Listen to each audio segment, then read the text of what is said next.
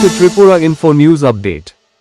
রবিবার DYFI যোগেন্দ্রনগর অঞ্চল কমিটির উদ্যোগে মাধ্যমিক ও উচ্চ মাধ্যমিক পরীক্ষায় কৃতিত্ব অর্জনকারী ছাত্রছাত্রীদের হাতে ফুলের তোড়া কলমসহ শুভেচ্ছা স্মারক তুলে দিয়ে শুভেচ্ছা জানানো হয়।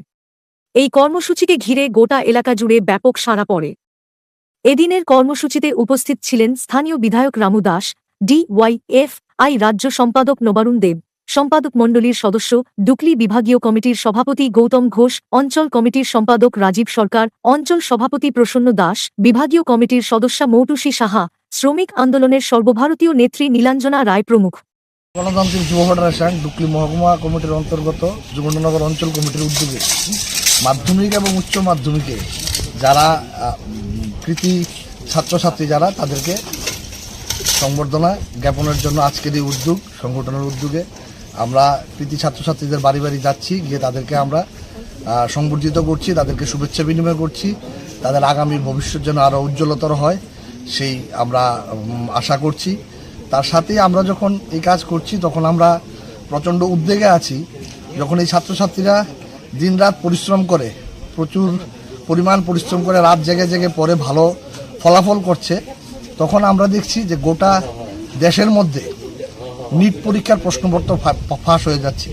22 লক্ষ ছাত্রছাত্রী যারা পরীক্ষার্থী ছিল তাদের জীবন একটা সংকটময় হয়ে গেছে। এবং এই সময় আমরা দেখেছি যে গোটা দেশে যারা নিট পরীক্ষার্থী 17 জনের মতন ছাত্রছাত্রী সেখানে আত্মহত্যা করেছে। আজকের দিনে দাঁড়িয়ে ওই ছাত্রছাত্রীদের মধ্যে অনেকেই হতো মেধাবী ডাক্তার হতো, আমরা এই ডাক্তারদের পরিষেবা গোটা দেশের মানুষ পেত, কিন্তু আজকে এই অকালে এই ছাত্রছাত্রীদের প্রাণ ঝরে গেল, যা অত্যন্ত দুঃখের। এবং আমরা তীব্র নিন্দা এবং ধিক্কার জানাই আমাদের দেশের শিক্ষা ব্যবস্থার যিনি যারা কর্ণধার, যারা এই ধরনের একটা উচ্চতর পরীক্ষার প্রশ্নপত্র ফাঁস হয়ে যায় ভারতবর্ষের মতন জায়গায়। আমরা দাবি করছি DYFI শিক্ষামন্ত্রী ধর্মেন্দ্র প্রধানের পদত্যাগ আমরা দাবি করছি এবং আমরা সরকারকে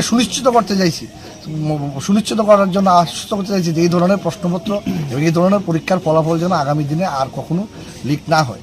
তার সাথে আমরা দেখছি যে এই সময়ের মধ্যে CBSE বোর্ডের 9ম শ্রেণীর অনেক সিলেবাস পরিবর্তন হয়েছে, কিন্তু আজকের দিনে দাঁড়িয়ে পরীক্ষা চলছে বিভিন্ন স্কুলগুলোতে, CBSEর বই বাজারে নেই। একটা বেয়াল্লাপনা চলছে। যে কাজগুলো উদ্যোগ নিচ্ছে সেই কাজগুলো পরিপূর্ণ করার আগে সরকারের কোনো ধরনের পরিকল্পনা নেই। এই ধরনের ব্যবস্থাপনা ছাত্রছাত্রীদের পড়ার ব্যাঘাত ঘটছে, আমরা তার প্রতিবাদ জানাচ্ছি এবং আমরা আগামী দিনে আমরা চাইব যে এই ব্যবস্থা যেন সংশোধন হয়।